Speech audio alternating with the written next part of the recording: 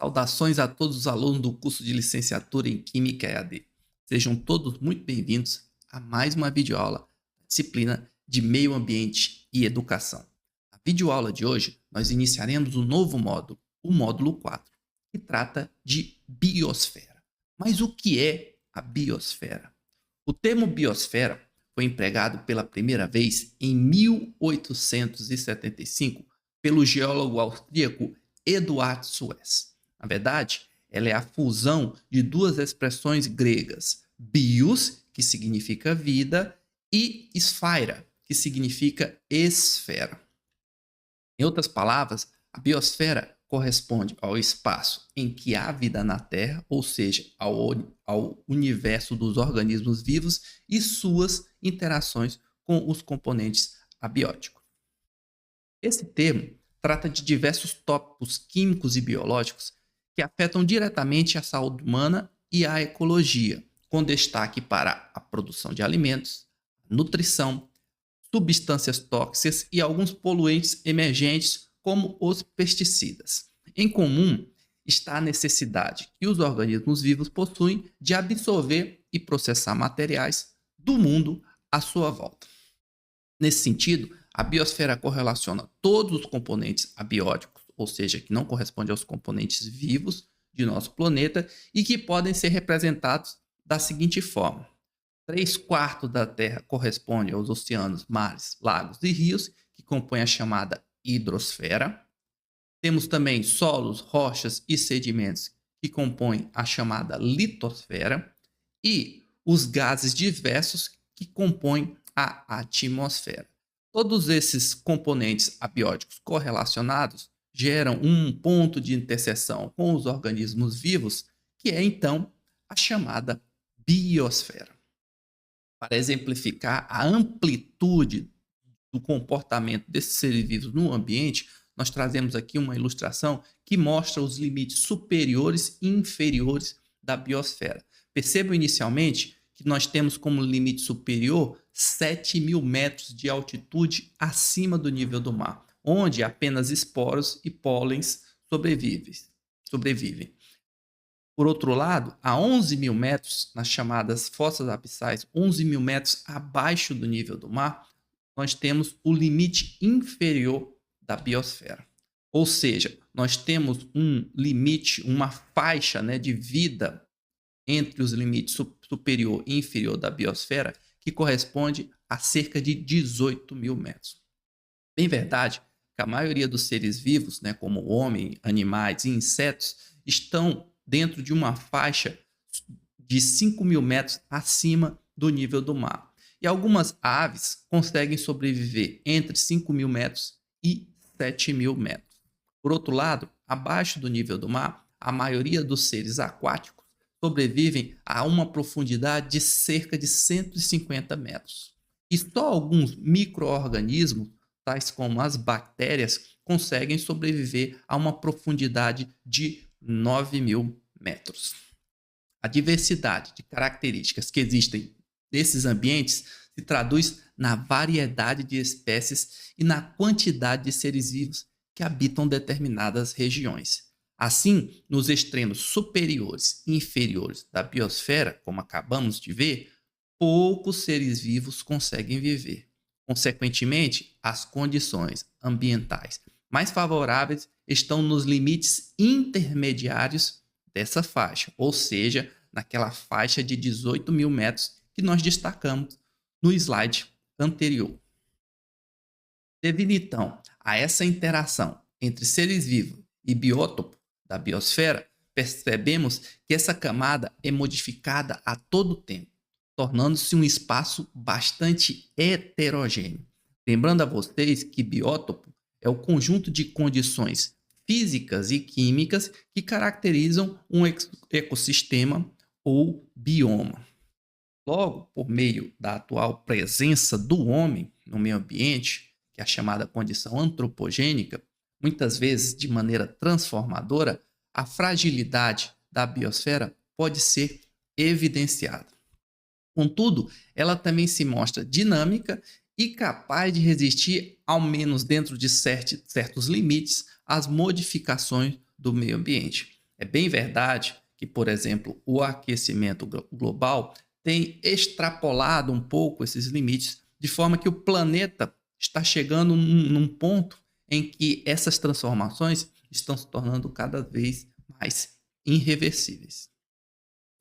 Para falar de biosfera, é importante a gente tratar também do assunto produção de alimentos. Então, para a melhor compreensão dos fenômenos ambientais, é de fundamental importância imaginá-los a partir dos ciclos biogeoquímicos que foram destacados anteriormente. Em outras palavras, essas correspondências devem sempre ser interpretadas levando em consideração os fluxos de matéria e energia que ocorrem dinamicamente entre os componentes abióticos de nosso planeta. Nesse contexto, devemos, em primeiro lugar, considerar a produção de alimentos e o importante papel do ciclo do nitrogênio nesse processo. Além disso, temos que destacar também o ciclo do carbono, já que o principal processo envolvido na produção de energia biológica, como vimos anteriormente, é a conversão fotossintética de CO2 em compostos reduzidos de carbono que podem ser assimilados pelos seres vivos, né? Como podemos destacar na sequência aqui, ó. Posteriormente, esses compostos de carbono reduzido são utilizados como combustível para todas as formas de vida. Além do carbono, os organismos necessitam de outros nutrientes, tais como o nitrogênio, que já mencionamos anteriormente, e o fósforo, dentre outros elementos em quantidades menores, na forma de micronutrientes. Esses elementos geralmente estão disponíveis no solo em quantidades suficientes para garantir o crescimento da planta. Assim, podemos inferir que a possibilidade de aumento da produtividade de uma planta é normalmente restringida pelo suprimento de nitrogênio que ela tem à disposição. Ou seja, a quantidade de nitrogênio disponível no solo ou disponível para a planta é que vai restringir o seu crescimento e a sua produção. Contudo, esse nitrogênio ele deve ser fixado, ou seja, combinado com outros elementos para participar das reações biológicas. O problema é que quase 80% do nitrogênio gasoso que compõe a atmosfera está em uma forma extremamente estável e não reativa, ou seja, não está disponível para a planta. Como vimos anteriormente no ciclo do nitrogênio, parte desse nitrogênio atmosférico é fixado de forma não biológica, e aí por meio de reação com O2 em temperaturas suficientemente elevadas via combustão ou por meio de relâmpagos. Já o óxido de nitrogênio formado na atmosfera é convertido em ácido nítrico e arrastado pelas chuvas, fornecendo então suprimento de nitrato ao solo, que sim é uma forma de nitrogênio que pode ser fixada pelas plantas. As plantas então utilizam esse nitrato para a produção de proteínas e outros compostos orgânicos essenciais de nitrogênio.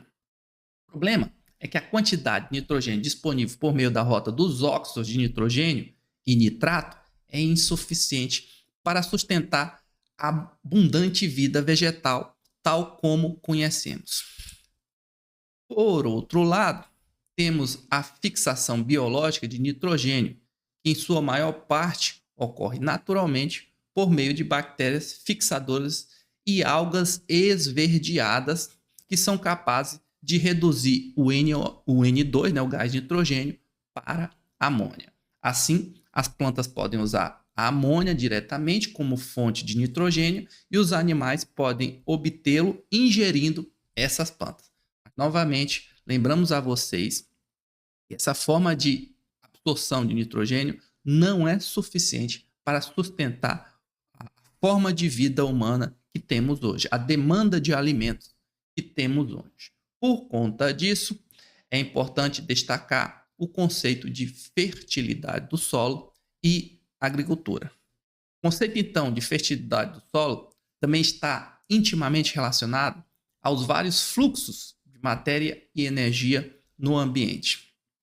Assim, as principais fontes naturais de nitrogênio para fins agrícolas são as bactérias que contêm nitrogenase, algumas das quais crescem em simbiose com uma limitada variedade de plantas cultivadas, mais notadamente as das famílias das leguminosas, como a ervilha, o grão de bico, o feijão, entre outras.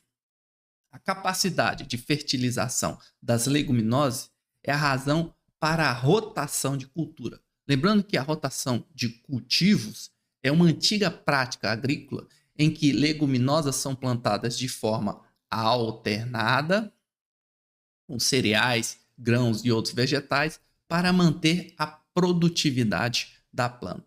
Na ausência da rotação de culturas, as plantas que não fixam nitrogênio esgotam rapidamente os depósitos de nitrogênio do solo, a menos que sejam reestabelecidos pela adição de adubos e fertilizantes.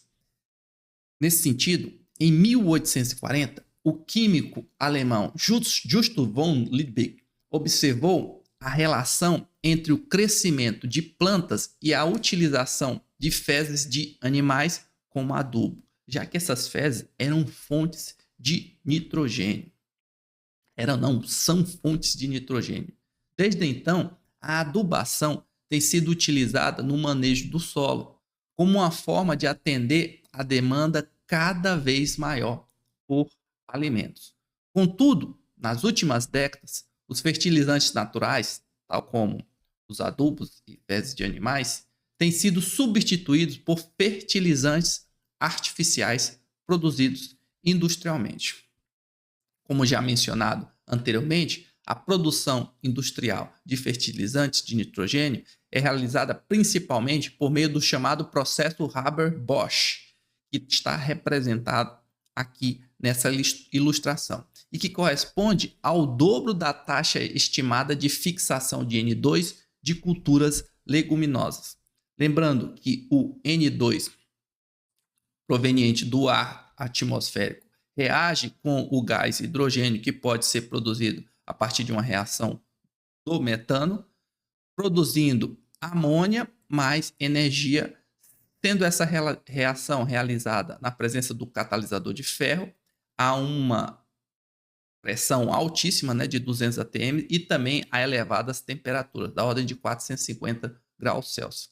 Esse processo industrial revolucionou não só a indústria agrícola, como o meio bélico, já que também é uma forma de obter nitrogênio para explosivos. A aplicação de fertilizantes pode então melhorar consideravelmente a produção agrícola. Um exemplo disso é a quase quadruplicação da produção de milho e outros grãos nos Estados Unidos e Canadá entre 1950 e 2000. Além disso, a produção agrícola aumentou em toda parte por decorrência da disponibilidade de fertilizantes e do aprimoramento das linhagens de culturas. A melhoria na produção foi particularmente importante para os países pobres, muitos dos quais fizeram grande progresso na expansão da produção agrícola para atender às necessidades nutricionais da população em crescimento. Muito também se realizou na década de 1960, por meio da chamada Revolução Verde, na qual institutos de pesquisa do México e das Filipinas desenvolveram novas linhagens de trigo e arroz, e se percebeu um aumento de produtividade dessas linhagens quando fertilizadas. Contudo, a adubação sem acompanhamento técnico agrícola, planejamento de culturas de acordo com a topografia da propriedade e conhecimento prévio do tipo de solo pode também causar vários impactos ambientais e prejuízo ao agricultor. Isso porque, além de salinizar o solo, ou seja, dar ao solo uma quantidade de sais que ele não necessita, a aplicação de fertilizantes pode causar a eutrofização de mananciais, como nós vimos também em algumas videoaulas atrás, devido então à lixiviação desse fertilizante aplicado no solo, que é removido sobretudo na época de chuva. Ele pode então chegar a mananciais aquáticos, gerar uma carga de nutrientes muito elevada a esses mananciais aquáticos, que vai aumentar a produção de algas, por exemplo, e promover a eutrofização desses mananciais. Outro fator importante que contribui para o aprimoramento da produção agrícola é a irrigação. Essa técnica já era usada na antiguidade, mesmo sem o conhecimento prévio dos efeitos dos fluxos de energia e matéria entre os reservatórios. O que se tinha era apenas um senso comum de que a disponibilidade de água no solo estava diretamente relacionada à sua produtividade. Para exemplificar esse uso, no Antigo Egito, há cerca de 3.000 anos antes de Cristo, já era possível observar esses canais aqui que representam o processo de irrigação das culturas para melhorar a produtividade agrícola nesse período. Atualmente, essa produtividade é atribuída às características que a água tem de atuar como veículo de transporte e na dissolução de nutrientes. Portanto, a quantidade de sais acumulados no solo depende do tipo de água usada na irrigação, do manejo e da eficiência de sua drenagem. Em solos em que há escassez de água, como no Nordeste brasileiro e alguns países árabes, é comum a utilização da irrigação mecânica, que consiste na captação de mananciais por meio de bombas, seguido de sua distribuição na lavoura no processo de irrigação mecânica. Na próxima aula, nós continuaremos falando um pouquinho mais de biosfera, adentrando o assunto pesticidas. Falaremos dos inseticidas tradicionais, inseticidas organoclorados, inseticidas organofosforados e carbamatos e finalizaremos falando sobre inseticidas naturais. Eu desejo a todos uma ótima semana e nos vemos na próxima videoaula. Até lá!